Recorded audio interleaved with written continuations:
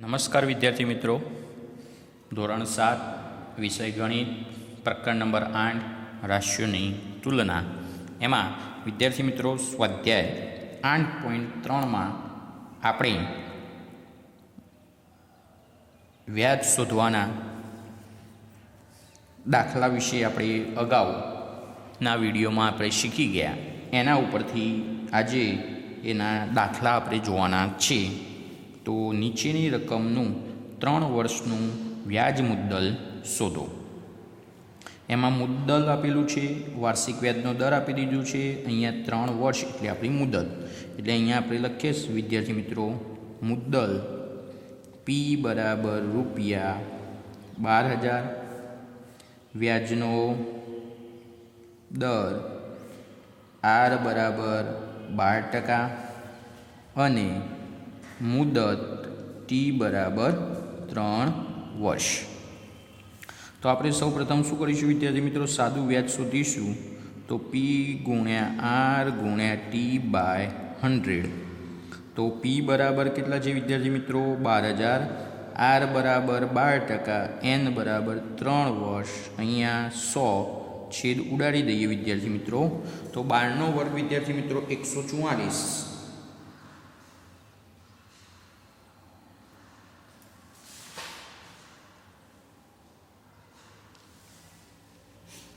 12નો વર્ગ કેટલો થશે વિદ્યાર્થી મિત્રો, 144. 144ને આપણે વિદ્યાર્થી મિત્રો 3 વડે ગુણીશું તો આપણો જવાબ આવશે 432. અહીંયા પાછળ મીંડું છે તો અહીંયા આપણે મીંડું 1 મૂકી દઈશું. તો આ આપણું વિદ્યાર્થી મિત્રો શું આવ્યું, સાદું વ્યાજ. હવે આપણે શું શોધવાનું છે વિદ્યાર્થી મિત્રો, વ્યાજ મુદ્દલ. તો વ્યાજ મુદ્દલ એટલે શું વિદ્યાર્થી મિત્રો, તો મુદ્દલ વત્તા વ્યાજ. તો મુદ્દલ કેટલી છે વિદ્યાર્થી મિત્રો, 12,000. એમાં આપણું વ્યાજ કેટલું આવ્યું વિદ્યાર્થી મિત્રો, 4,320. ઉમેરી દઈએ તો 12 ને 4 16,320 એ આપણું શું આવશે વિદ્યાર્થી મિત્રો, વ્યાજ મુદ્દલ આપણને મળે છે. ચલો હવે બીજો દાખલો. મુદ્દલ રૂપિયા 7,500, વ્યાજનો દર વિદ્યાર્થી મિત્રો 5% અહીંયા આપેલો છે અને મુદ્દત આપણને 3 વર્ષ આપેલી છે. તો અહીંયા લખી દઈએ વિદ્યાર્થી મિત્રો. હવે પી બરાબર રૂપિયા 7,500, આર બરાબર 5% અને ટી બરાબર 3 વર્ષ. તો આપણું સૂત્ર આઈ બરાબર પી ગુણ્યા આર ગુણ્યા ટી બાય 100. પી એટલે 7,500, આર એટલે 5%, એન ટી એટલે 3 વર્ષ ભાગ્યા 100. 0 ઉડાડી દઈએ વિદ્યાર્થી મિત્રો. હવે 75 ગુણ્યા 5 ગુણ્યા આપણે 3 કરીએ તો આપણને જવાબ મળશે 1,125. આ આપણો શું આવ્યું વિદ્યાર્થી મિત્રો, આઈ. આઈ એટલે વ્યાજ. હવે વ્યાજ મુદ્દલ બરાબર પી પ્લસ આઈ.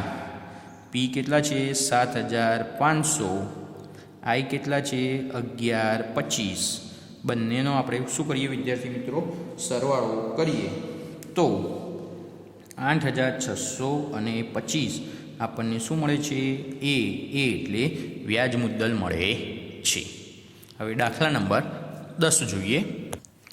તો રૂપિયા 56,000નું કેટલા ટકા વ્યાજ દરે 2 વર્ષનું વ્યાજ રૂપિયા 280 થાય. અહીંયા વિદ્યાર્થી મિત્રો કેટલા ટકા, ટકા એટલે અહીંયા આપણે વ્યાજનો દર આપણે શોધવાનો છે. તો આપણને શું આપેલું છે વિદ્યાર્થી મિત્રો, એક તો પી આપણને આપ્યો 56,000,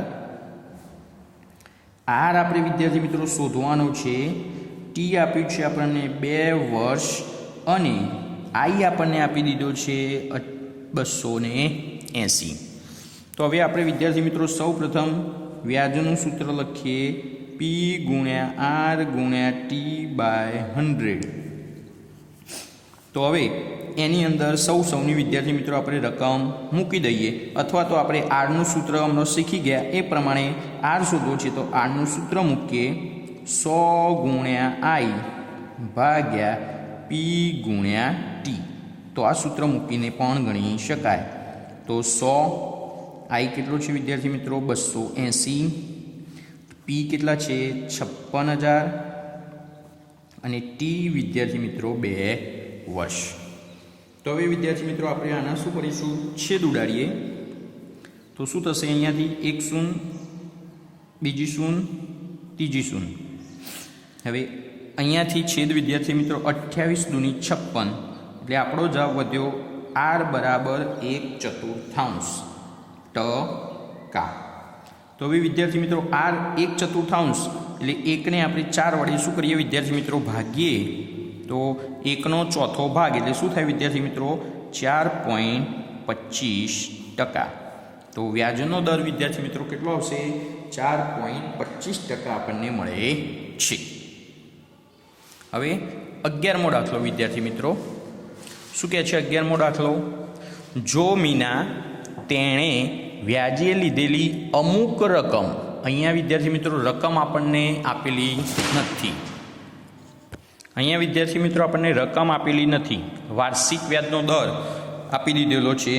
તો અહીંયા પી ઇઝ ઇક્વલ ટુ પ્રશ્નાર્થ ચિહ્ન, r બરાબર 9%, ટી બરાબર 1 વર્ષ અને આઈ બરાબર વિદ્યાર્થી મિત્રો 45 રૂપિયા. તો વ્યાજે લીધેલ રકમ શોધો, એટલે આપણે પી શોધવાનો છે વિદ્યાર્થી મિત્રો. તો આઈ બરાબર પી ગુણ્યા આર ગુણ્યા ટી બાય 100. તો હવે પી શોધવો છે તો પીને કરતા બનાવીએ, તો 100 ગુણ્યા આઈ ભાગ્યા આર ગુણ્યા ટી. એની અંદર વિદ્યાર્થી મિત્રો રકમ મૂકીએ, 100, આઈ કેટલું છે 45, અહીંયા આર 9 અને 1 વર્ષ, તો અહીંયા 9 × 5 = 45. તો 45 100 ગુણ્યા 5 બરાબર 500 રૂપિયા. તો પી બરાબર કેટલા આવ્યા વિદ્યાર્થી મિત્રો, 500 રૂપિયા તમારો જવાબ મળે છે. તો વ્યાજે લીધેલી રકમ, તો વ્યાજે લીધેલ મીનાએ વ્યાજે લીધેલી રકમ રૂપિયા 500 છે. વિદ્યાર્થી મિત્રો સ્વાધ્યાયનો એક 7મા દાખલો બાકી છે, જોઈએ તો ચોકમાં કેલ્શિયમ, કાર્બન અને ઓક્સિજનનો અહીંયા ગુણોત્તર આપણને 10:3:12 આપેલો છે. તો ચોકમાં કાર્બનની ટકાવારી કેટલી છે એ આપણે શોધવાની છે. તો પહેલું તો વિદ્યાર્થી મિત્રો ગુણોત્તરોનું પ્રમાણ, ગુણોત્તરનું આપણને પ્રમાણ આપી દીધેલું છે વિદ્યાર્થી મિત્રો, કેવું છે 10:3:12.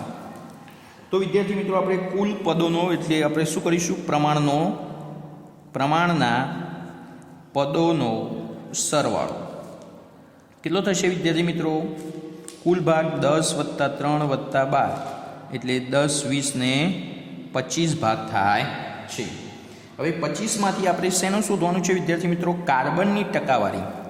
તો અહીંયા કાર્બનનું પ્રમાણ કેટલું થશે વિદ્યાર્થી મિત્રો, તો કાર્બન કેટલા છે 3/25. તો કાર્બનનું પ્રમાણ કેટલું છે 3/25. તો હવે એના આપણે શું શોધવાના છે, ટકાવારી. તો કાર્બનની ટકાવારી બરાબર કાર્બનના ટકા ગુણ્યા 100%. તો અહીંયાથી વિદ્યાર્થી મિત્રો 25 ચોક 100, 4 તરી 12%. તો અહીંયા ચોકમાં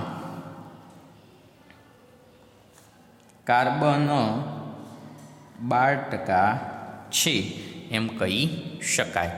હવે એના પછીનો બીજો દાખલો, કે જો ચોકમાં કાર્બનનું વજન 3 ગ્રામ હોય તો ચોકનું વજન વિદ્યાર્થી મિત્રો શોધો. હવે ચોકનું વજન આપણને ખ્યાલ છે નહીં, આપણને કાર્બનનું વિદ્યાર્થી મિત્રો વજન આપી દીધેલું છે. તો અહીંયા લખીએ વિદ્યાર્થી મિત્રો કે કાર્બનનું વજન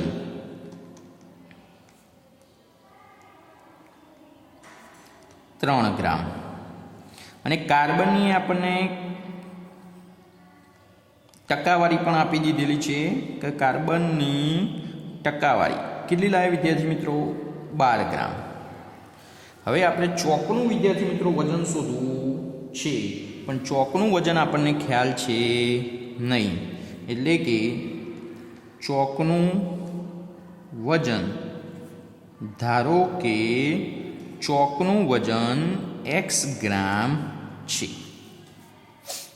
તો હવે x ગ્રામના 12% વિદ્યાર્થી મિત્રો એટલે આપણે કેટલા થશે? 3 ગ્રામ થાય છે. x એટલે ચોકના વજનના 12% શું છે? કાર્બન. કેટલો છે? 3. તો અહીંયા લખીએ વિદ્યાર્થી મિત્રો x ના 12% બરાબર 3 ગ્રામ.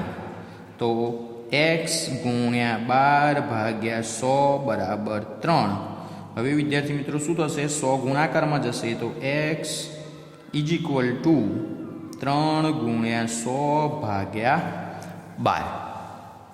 હવે વિદ્યાર્થી મિત્રો આપણે છેદ ઉડાડીશું તો x બરાબર 4 તરી 12 અને અહીંયાથી 25 ચોક 100 તો કેટલા વધ્યા? 25 ગ્રામ.